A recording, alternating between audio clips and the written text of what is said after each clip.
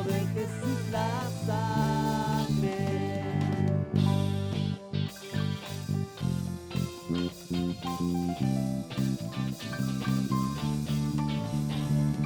Fue el rescate eficaz, solo de Jesús la sangre. Trajo sanidad y paz, solo de Jesús la sangre. Precioso es el raudal que limpia todo mal. No hay otro manantial, solo de Jesús la sangre.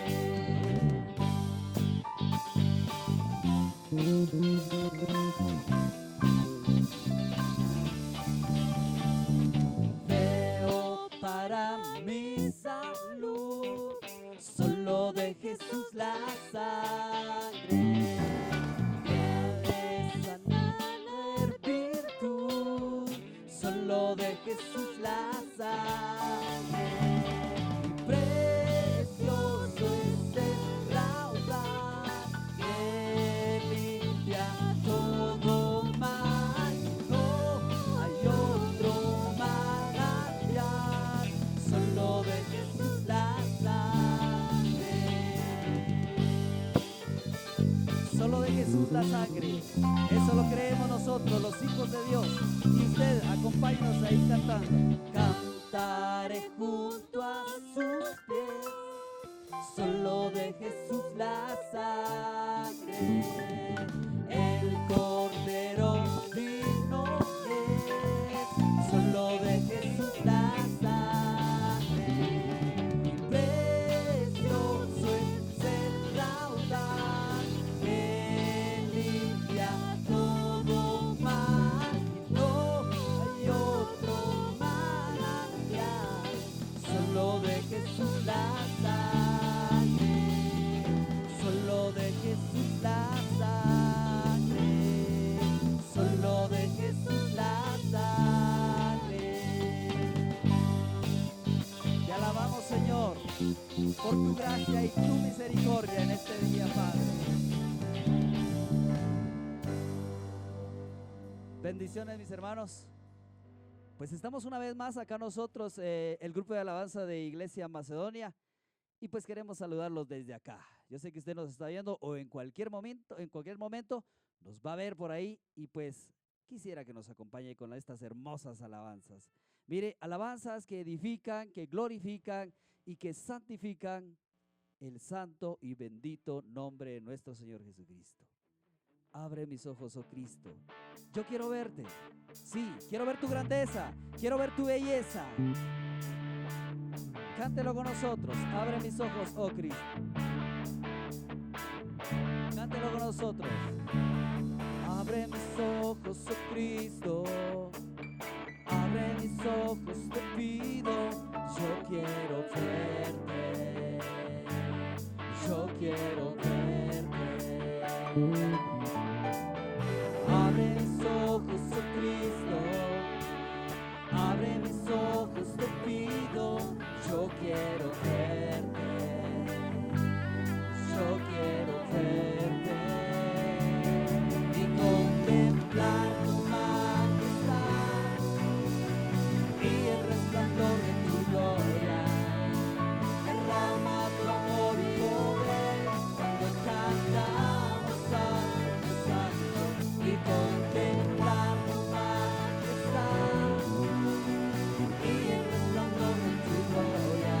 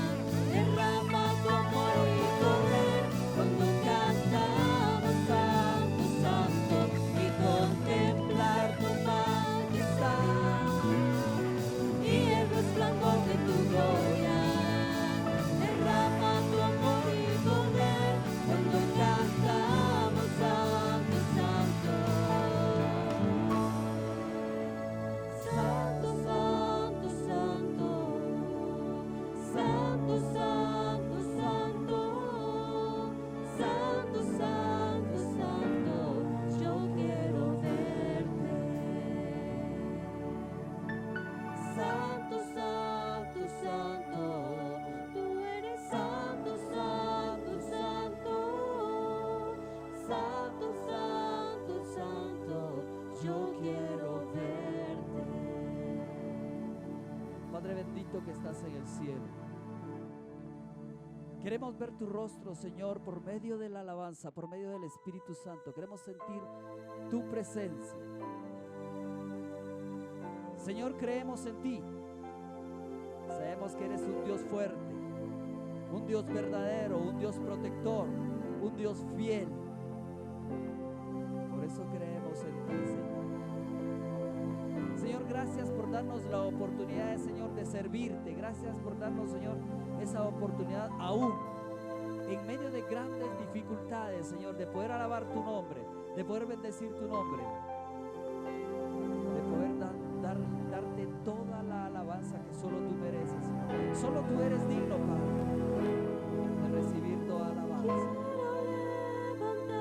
Recibe, Señor, esta alabanza.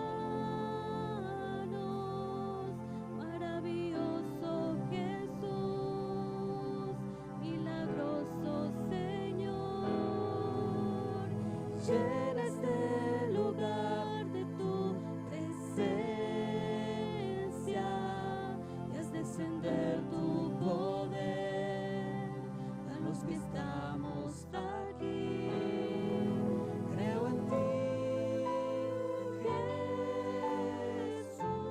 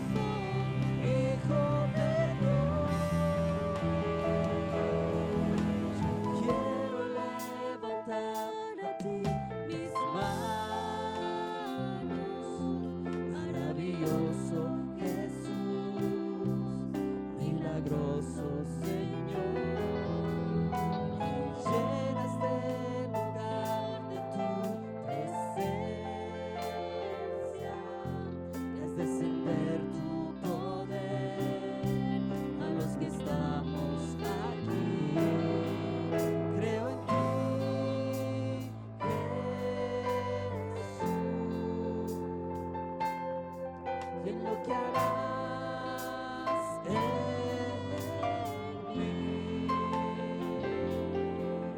Creo en ti, Jesús,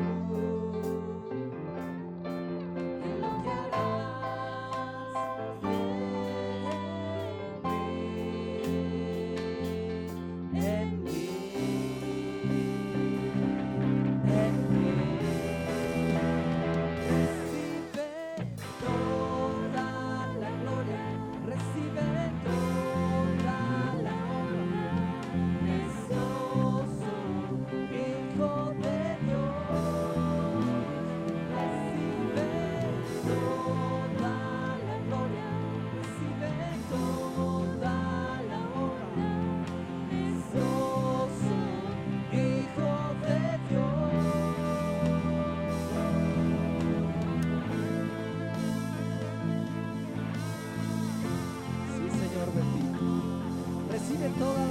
Padre.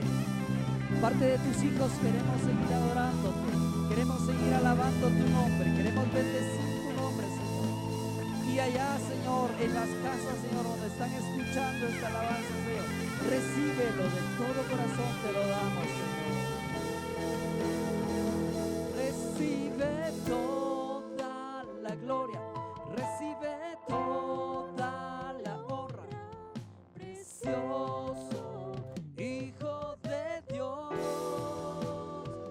recibe toda la gloria, recibe toda la honra, precioso Hijo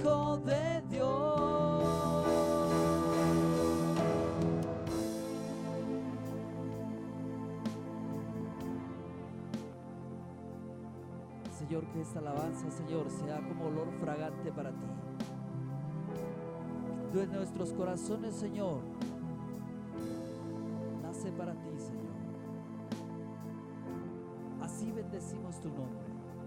Así glorificamos tu nombre por medio de la alabanza, Padre. Gracias, Señor, por todo. Quiero levantar a ti mis manos. Maravilloso Jesús, milagroso Señor. Llena este lugar de tu presencia. Haz descender tu poder a los que estamos aquí. Creo en ti, Jesús, y en lo que harás en mí. Creo en ti, Jesús, y en lo que harás en mí. Gracias, Señor, porque solo tú, Señor, puedes hacer algo en nosotros. Nosotros tenemos que postrarnos delante de ti, Señor, humillarnos delante de tu presencia, Padre, para poder levantarnos, Señor, como las águilas, con nuevas fuerzas. Gracias, Señor, porque creemos que tú estás aquí. Creemos que tú estás en los hogares que nos están viendo, Padre. Gracias por eso, Señor. Familias que se han unido, Padre, para escuchar la alabanza y para escuchar parte de lo que hoy quieres volver a enseñarnos por medio de tus siervos, nuestros pastores. Gracias, Señor. Tú has puesto en ellos, Señor, el querer aprender más de tu palabra y poder enseñarle a tu pueblo que somos nosotros. Señor, sigues dándoles ese deseo, Padre, para poder unirse, Señor, como pastores unidos y poder aprender más y enseñar más de tu palabra, Padre. Gracias te damos, Señor. Bendice esos hogares, bendice a esos pastores, bendícenos, Señor. Bendice tu pueblo, Padre. En el nombre de Jesús, dejamos en tus manos la prédica de hoy. Amén y amén. Bendiciones, mis hermanos.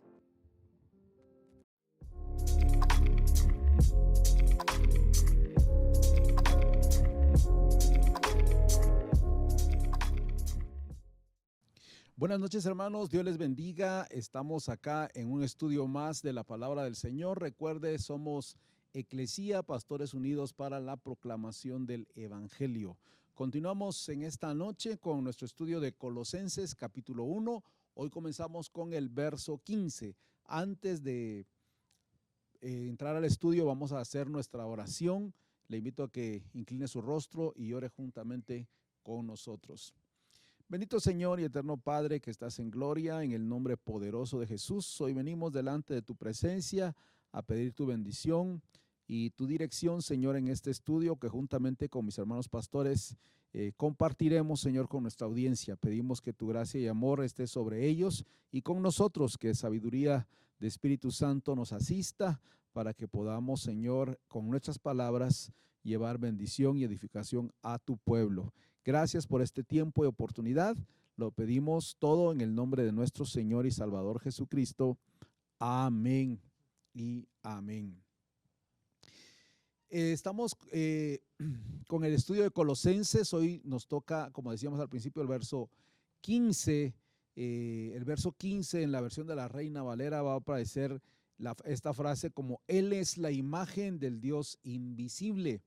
Y les leo lo que dice la Nueva Traducción Viviente. Cristo es la imagen visible del Dios invisible. Él ya existía antes de que las cosas fueran creadas y es supremo sobre toda la creación. Lo primero que vamos a hacer es hablar de la persona de nuestro Salvador, quién es y cómo es. En esta parte, esta sección realmente abarca del capítulo 1, verso 15 al verso 20. Y en es como un resumen que exalta la persona y la obra de nuestro Señor Jesucristo. En los versículos anteriores de capítulo 1, verso 3 al 14, es una oración de intercesión que hace el apóstol Pablo, la cual ha concluido.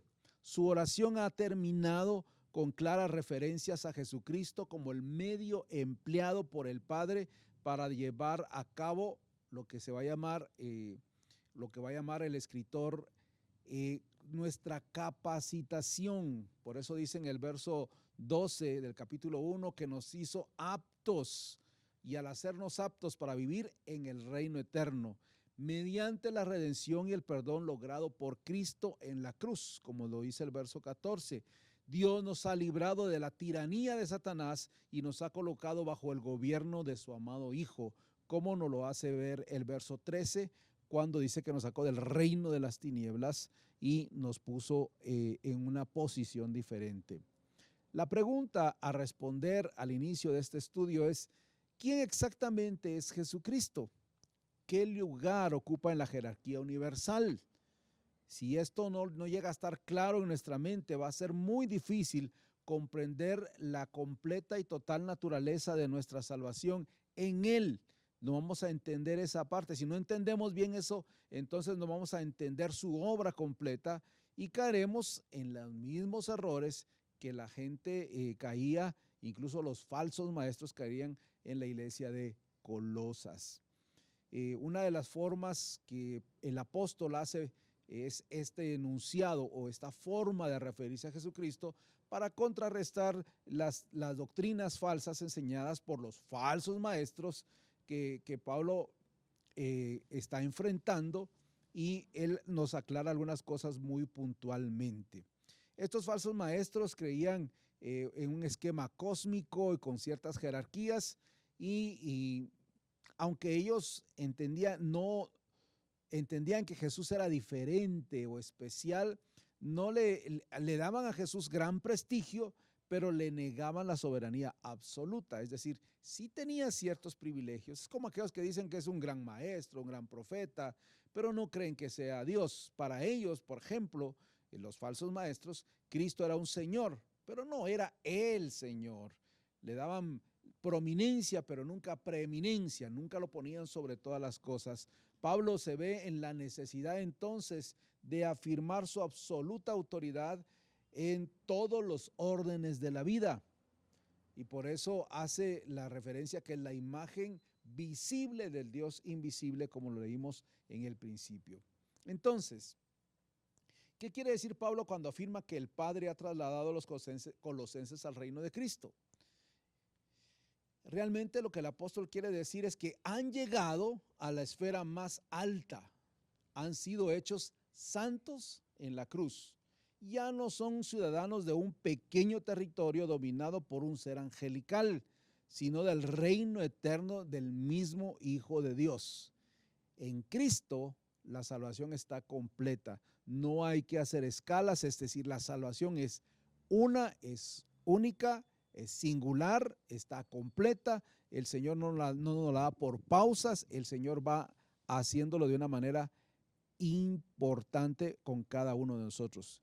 Cristo entonces no es un ser inferior, sino es aquel que ostenta toda la preeminencia, es decir, es la imagen visible del Dios invisible. Por eso, mis amados hermanos, la comprensión de nuestra gloriosa posición ante Dios depende de nuestro adecuado conocimiento de la voluntad de Dios en el Evangelio. La comprensión gloriosa de nuestra posición ante Dios va a depender de nuestro adecuado conocimiento de la voluntad de Dios en el Evangelio. Y nuestra comprensión del Evangelio depende de una definición correcta de la persona que ocupa el centro del mensaje, es decir, del Señor Jesucristo. De ahí que Pablo proceda a hablar de Él. Y por eso hoy comenzamos hablando esa parte de Él y estamos estudiando este hermoso momento de quién es Jesucristo y cómo podemos conocerlo. Y para aprender un poco más de esto, El pastor Eliseo continúa con nosotros. Estamos aprendiendo mucho de esta carta a Colosas y consideramos de que al aprovechar el estudio podemos ir adentrándonos un poco más y ver la profundidad de ella. En esta oportunidad estamos viendo cuestiones estructurales y queremos decirle que los versos 15 al 20 del capítulo 1 de Colosenses nos habla de un tema cristológico muy sublime, o uno de los más sublimes de todas las cartas de Pablo, y qué importante entonces es pensar en este texto de Colosenses. También por su elaborada estructura literaria, tiene un lenguaje intenso, exaltado, casi poético, y cuando hablamos de ello, muchos opinan de que este pasaje, unos creen que no fue redactado por Pablo, sin embargo, tiene un estilo propio. Y también cuando hablamos de ello, encontramos que es un himno de la iglesia primitiva. Tiene una liturgia muy similar a la de Pablo, y qué importante cuando se ve incorporado en esta carta. También encontramos dos cosas muy relevantes dentro de el contenido, es que no hay nada en este texto que Pablo no pudiera haber escrito, y la segunda es que aún en el caso de haber tomado prestado un himno compuesto por otros, el apóstol lo hace suyo. Por tanto, de una manera u otra, tanto directa como indirectamente, reconocemos que estos versos proceden de la pluma del escritor llamado Pablo. En cuanto a su forma literaria de este texto, vemos también que esta himnología se compone de dos estrofas. La primera está en el capítulo 1, 15 al 18, y versa mayormente sobre la preeminencia de Cristo en la creación. La segunda tiene que ver con los versos 18 al 20 sobre su preeminencia en la redención. Estos dos temas son de demasiada importancia para nosotros, y ver cómo la cristología está sobre todo este aspecto. También estas dos estrofas siguen una misma estructura literaria, de forma que existe un notable paralelismo entre ellas. Podemos observarlo de esta manera. El verso 15 dice, el cual es imagen del Dios invisible, primogénito de toda creación. Y el verso 16 dice, pues en él fueron creadas todas las cosas en los cielos y sobre la tierra, las visibles y las invisibles, ya sean tronos o dominios, principados o potestades, todas las cosas mediante él y para él han sido creadas. El verso 17 dice, y él es antes de todas las cosas, y todas las cosas en él mantienen su consistencia. Y agrega 18, la segunda parte, el cual es el principio primogénito entre los muertos, para hacer en todas las cosas el que ocupa el primer lugar. El verso 19 también agrega, pues en él, o sea en Cristo, tuvo Dios a bien que toda su plenitud habitase. Dice el verso 20, y mediante él, o sea en Cristo, reconciliar todas las cosas consigo, haciendo la paz mediante la sangre de su cruz, mediante él, ya sean las cosas de sobre la tierra, ya sea en los cielos. Qué relevante es ver las dos estrofas que se mencionan en esta himnología, y el pasaje sigue afirmando que Cristo es el primogénito de todas las cosas. Bueno, cuando hablamos de la palabra primogénito, significa preeminente, gobernador, sustentador, y todo lo que tiene que ver con la grandeza del Señor. Aquí también encontramos que la segunda estrofa nos habla con respecto a la redención, y eso es muy relevante dentro de el pasaje. También encontramos que dos veces encontramos la mención de ambas estrofas en cuanto a los cielos y en cuanto a la tierra. Por tanto, dos cosas son importantes en este pasaje del verso 15 al 20, que tanto la creación como también la redención, la salvación del hombre, fueron realizadas mediante Él, o sea, Jesucristo. Es decir, aún tratándose de temas diferenciados, Pablo el apóstol le emplea el mismo vocablo hasta donde sea posible para tratar estos dos temas.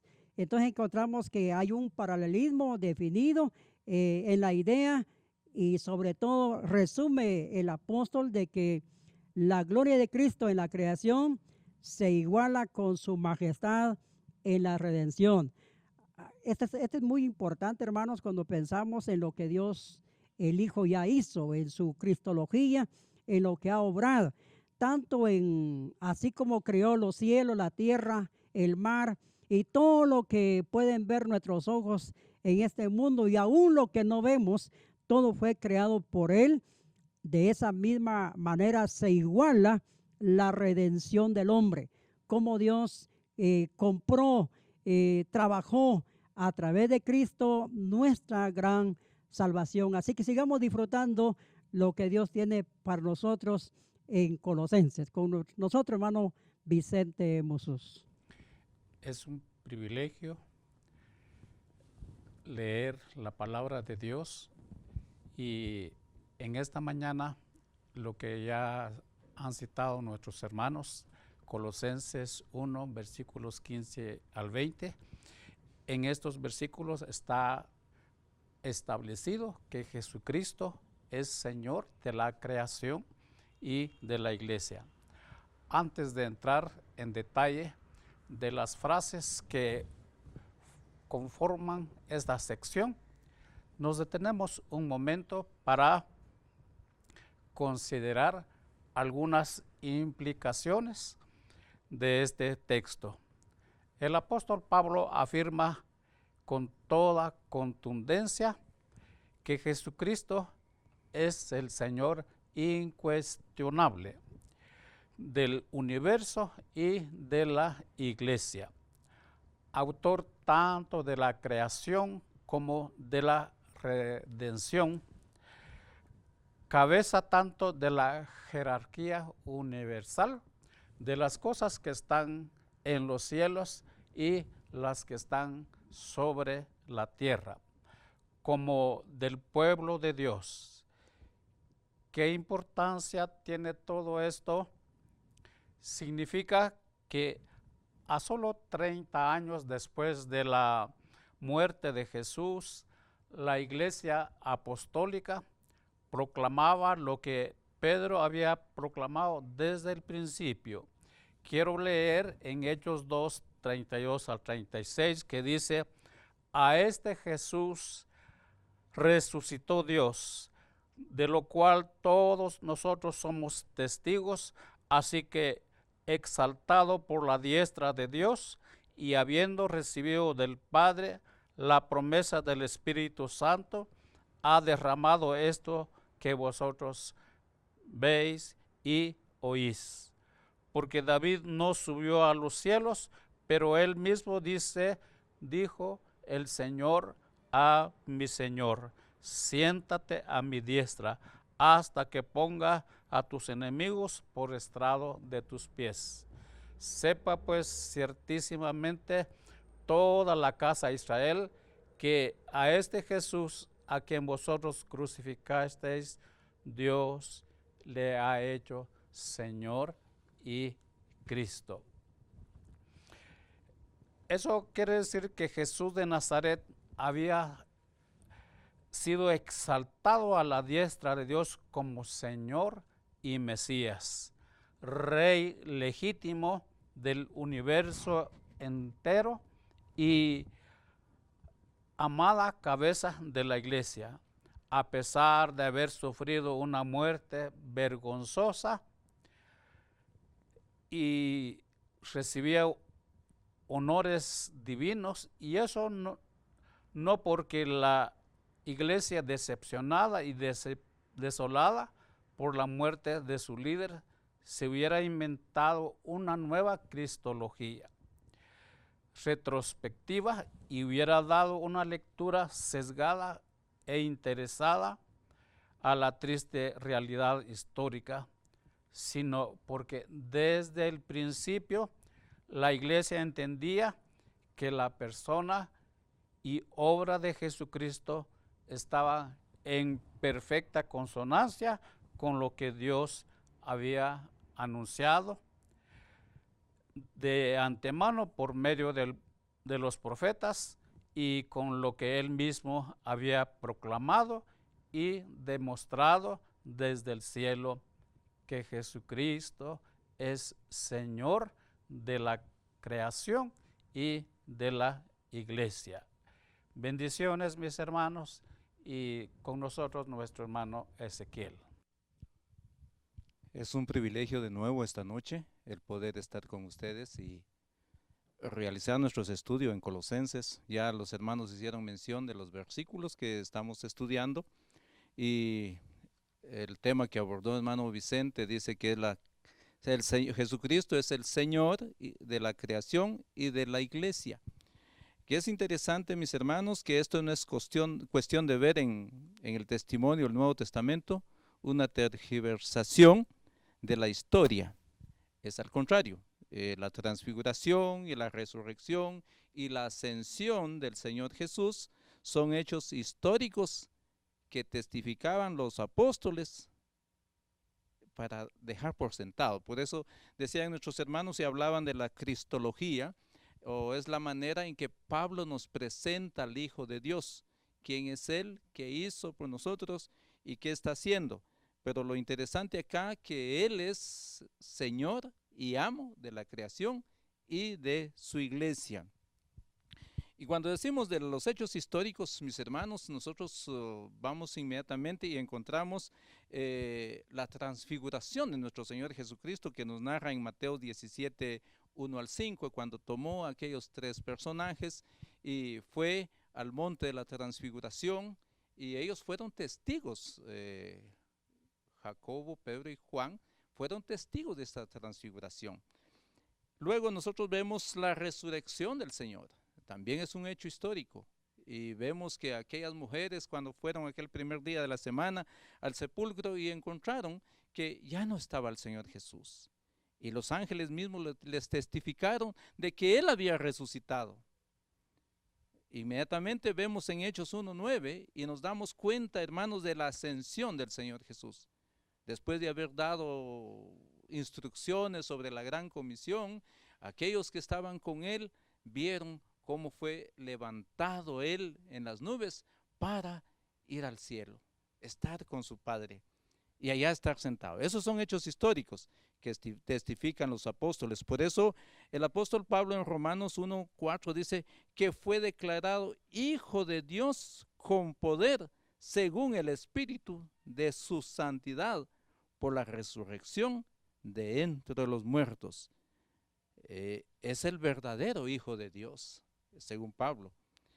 Luego nosotros vemos en segunda de Pedro 1:16 al 18 que dice, porque no os hemos dado a conocer el poder y la venida de nuestro Señor Jesucristo siguiendo fábulas artificiosas, sino como habiendo visto con nuestros propios ojos su majestad. Es un hecho histórico que ellos mismos, los apóstoles, están dando testimonio de quién es ese Jesucristo y por eso dice que es el verdadero, el amado Hijo de Dios. Así nos lo presenta Pablo. Pero sigue diciendo los otros versículos. Dice, pues cuando Él recibió de Dios, el Padre, honra y gloria, le fue enviada desde la magnífica gloria una voz que decía, este es mi Hijo amado, en el cual tengo complacencia. Testigos de todas las cosas que ha pasado. Y luego dice, y nosotros oímos esta voz enviada del cielo cuando estábamos con Él en el Monte Santo. Qué interesante, hermanos, de verdad. Nosotros que conocemos a Jesucristo, que le hemos hecho Señor de nuestras vidas, sabemos que los apóstoles nos han dado una certeza, nos han dicho de una certeza, de un hecho histórico. La cristología del Nuevo Testamento no es un parche bien intencionada, pero equivocada, colocada por la Iglesia sobre el fracaso y la creencia de Jesucristo histórico, y del cual debemos desembarazarnos si queremos ser fieles a la verdad. Al contrario, deriva directamente de los mismos hechos históricos y fue asumido desde el principio por los testigos oculares y sus seguidores. Entonces estamos hablando de la cristología de Pablo. Entonces los otros teólogos, de sus cristologías de ciertos teólogos contemporáneos, lo que no pueden sostener a la luz de los eventos históricos, constituye un intento equivocado y quizás malintencionada, y de disminuir la gloria de Jesús histórico, quitarle los honores divinos que se merece y reducirle a la posición de un líder religioso nada más, entre muchos un hombre prominente nada más, pero no preeminente. Sigue el mismo camino reduccionista de los gnósticos de Colosas. Contra los tales precisamente se dirige el presente escrito del apóstol Pablo. A ellos va dirigido, tanto a los hermanos de Colosas, por lo que se estaba dando. Todos los recursos del universo entero, el buen pastor que llama por su nombre a cada una de sus ovejas, eso lo vemos nosotros en Juan 10:3, reconoce también y guía la estrella de las lejanas. No solamente dirige el desarrollo de la iglesia, sino que lleva en sus manos la rienda de la historia universal y de las fuerzas de la naturaleza. Hermanos, el desarrollo de la iglesia que lleva al Señor Jesús en sus manos, no solo de la iglesia, sino del universo entero. El creyente debe saber esto, mis hermanos, puesto que Jesucristo manda no solo en el área espiritual, sino también en todas las áreas de su vida. En todo esto. Ahora nos dice Romanos 8:28, y sabemos que a los que aman a Dios, todas las cosas le ayudan a bien. Esto es, a los que conforme a su propósito son llamados. Y cuando vemos en Romanos 8:35 al 39, también vemos que cuando nosotros podemos conocer a ese Jesús verdadero, tenemos que estar apegados a ello y servirle, seguirle, no importando qué cosas pueden pasar en nuestras vidas. Porque hoy en día, yo les aseguro que muchas personas se han quedado en casa y preguntándose, ¿qué podemos hacer? ¿Dónde está este Cristo? ¿Dónde está nuestro Dios? Y de verdad, hermanos, no piensan tal vez lo peor. Y nosotros sabemos que sí, Jesucristo vive y ha tomado el control, no solo del universo, sino también de la misma iglesia de Jesucristo. Pero también tenemos que pensar algo más, que Jesucristo debe tomar el control de nuestras vidas, tanto en el área material, en el área espiritual y todo lo que se puede hacer en la iglesia de Jesucristo. Cristo debe haber tomado ya el control de todas estas cosas. Yo espero que nosotros hayamos podido entender la cristología de Pablo, cómo nos lo traslada, cómo tenemos que ver nosotros a Jesucristo, que es el amo y Señor del universo, de la iglesia y de nuestras vidas. Que Dios nos continúe bendiciendo en esta noche. Dios siga bendiciendo su vida. Qué privilegio estar acá de nuevo con ustedes y estar juntos para seguir escudriñando la palabra de Dios. Déjenme recordarle algunas cosas en relación a lo que nuestros hermanos han venido hablando. Recuerde, esta carta fue escrita desde una cárcel con el propósito de contrarrestar ciertas doctrinas erradas, equivocadas de Jesucristo. Había un grupo en aquel tiempo que negaba a Jesucristo. Por un lado había un grupo que negaba su humanidad, por otro lado había un grupo que negaba la deidad, es decir, para ellos no era Dios, era simplemente un mensajero más de los que Dios había enviado. Y nos damos cuenta a la luz de Colosenses 1:15 que no es así, ¿verdad? Sino que Cristo vino con una tarea y Él es el que nos vino a dar esa imagen visible, ¿verdad? De nuestro Padre celestial. Me llama mucho la atención, aunado a lo que nuestros hermanos han estado hablándonos, lo que dice Hebreos capítulo 1, versículos 1 y 2, hablando de Jesucristo, ¿verdad? Haciéndonos ver que Él es el Hijo de Dios, que Él es Dios mismo. Dice, hace mucho tiempo Dios habló muchas veces y de diversas maneras a nuestros antepasados por medio de los profetas. Y ahora, en estos últimos días, nos ha hablado por medio de su Hijo. Dios le prometió todo al Hijo como herencia y mediante el Hijo creó el universo, que es lo que nuestros hermanos han estado hablando, ¿verdad? De Colosenses 1:15, como ya nos citaban hace un momento nuestros hermanos leyendo esta versión, ¿verdad? La Nueva Traducción Viviente, que dice, Cristo es la imagen visible del Dios invisible. Y sí, acá en esto que nuestros hermanos nos han hablado, nos ha quedado claro, y espero también a usted le haya quedado claro, de que Jesucristo no fue un profeta más, no fue un mensajero más, sino que Jesucristo mismo, Él es el que ha estado desde el principio de la creación del mundo y sigue estando hasta el día de hoy. Y Él es nuestro Señor, como nos lo explicaba tanto hermano Vicente como hermano Ezequiel. Él es el Señor de la creación, Él es el Señor de la iglesia y a Él es el que debemos creerle. Pablo no nos habla de una historia inventada. Pablo nos habla de un testimonio donde hubieron testigos oculares, nos decía hermano Ezequiel. ¿Qué quiere decir eso? De que Jesucristo, sí, verdaderamente, Él estuvo acá en la tierra entre nosotros, ¿verdad? Estuvo con nosotros hablando humanamente, ¿verdad? Sí, estuvo, porque hubo gente que lo vio, hubo gente que ha testificado de eso porque lo vio, y el mismo apóstol Pablo, él tuvo un encuentro con Él, ¿verdad? Visible. Así que, hermano y amigo, usted que nos ve, realmente Jesucristo es el mismo Dios. Él vino a hacer visible, a evidenciar, a decirnos sí hay un Dios real, sí hay un Dios que está interesado en la humanidad, hay un Dios que quiere perdonar nuestros pecados, hay un Dios que quiere redimirnos porque se ha mostrado a nosotros a través de Jesucristo. Y no hay otra cosa mejor que usted y yo podamos hacer sino estar a cuentas con Él.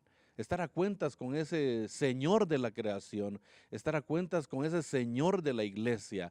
Debemos estar a cuentas con Él. Y por esa razón, en esta noche queremos terminar orando, queremos decirle, Señor, gracias por tu Hijo, gracias por nuestro Salvador, gracias porque si no fuera por Él, pues los que hemos entregado nuestra vida a Él, definitivamente iríamos a una condenación. Sin embargo, gracias a Jesucristo, gracias a Él, ahora usted y yo tenemos entrada a la patria celestial. Tenemos el privilegio de poder llegar al trono de la gracia. Así que yo le quiero invitar a que usted nos acompañe a orar y poder ponernos a cuentas con Él. Y si usted aún no ha reconocido a Jesucristo como su Señor, como su Salvador, hoy usted ha escuchado que Jesucristo es Dios, que Jesucristo fue el que nos vino a dar esa imagen visible, ¿verdad?, de Él. Así que abra su corazón a Él, ábralo. Hoy es el tiempo, hoy es el día, hoy es la hora que el Señor había preparado para que usted entregue su vida al Señor. ¿Qué tiene que hacer? Simplemente venir ante el Señor con un corazón arrepentido, con un corazón reconociendo que usted ha estado alejado de Dios, confesar que ha sido pecador, que no ha hecho la voluntad de Dios en su vida y decirle, Señor, en este momento abro mi corazón y te reconozco como mi único y suficiente Salvador. Diciéndole estas palabras, Dios entrará a su corazón y comenzará a operar ese cambio que Él ha hecho en todo ser humano que ha entregado su vida a Él. Así que oramos. Padre nuestro que estás en los cielos, te damos gracias, Señor, en esta hora, por el bendito privilegio que nos das de abrir tu palabra y recordar, Señor, o quizá aprender para algunos, Señor, quién es Jesucristo. Y tu palabra nos ha dejado, Señor, ver, nos ha dado evidencia que Jesucristo no es un hombre más, sino que fue, Señor, la imagen tuya de manera visible. Aquello que no se había podido ver, que no se podía contemplar, tú, Señor, te has hecho visible a través de Jesucristo. Pero no solo eso, Señor, a través de Jesucristo nos has brindado redención, Padre Celestial. Y por eso en esta hora te alabamos y te bendecimos, Señor, por ese privilegio de ser hijos tuyos a través de Jesucristo. Gracias, Padre Celestial, por lo que has hecho a nuestro favor y seguirás haciendo. Gracias, Señor, por dejar tu palabra, porque a través de ella es como podemos darnos cuenta, Señor, de que Jesucristo verdaderamente eres tú, Padre Celestial. Gracias de verdad. Gracias también por la oportunidad y el privilegio, Señor, que le das a aquellos. A través de este estudio, Señor, les da la oportunidad de abrir su corazón y entregar su vida en tus manos a través de Jesucristo, Señor. Gracias porque estoy convencido de que vendrán personas a reconocerte como Señor y Salvador de sus vidas, porque tu misma palabra dice que nunca regresa vacía, Señor. Así que mi Dios, en el nombre de Jesús, bendigo tu nombre por aquellos que serán alcanzados a través de este mensaje, a través de tu palabra, Señor. Gracias te doy también por la vida de mis hermanos pastores, los bendigo en el nombre de Jesús y pido también que tú suplas las necesidades de cada uno. Padre Celestial, en el nombre de Jesús, te damos gracias. Amén y amén. Que Dios los bendiga y que Dios siga brindándoles esa paz que necesitamos mientras estemos en este mundo. Nos veremos en una próxima. Bendiciones.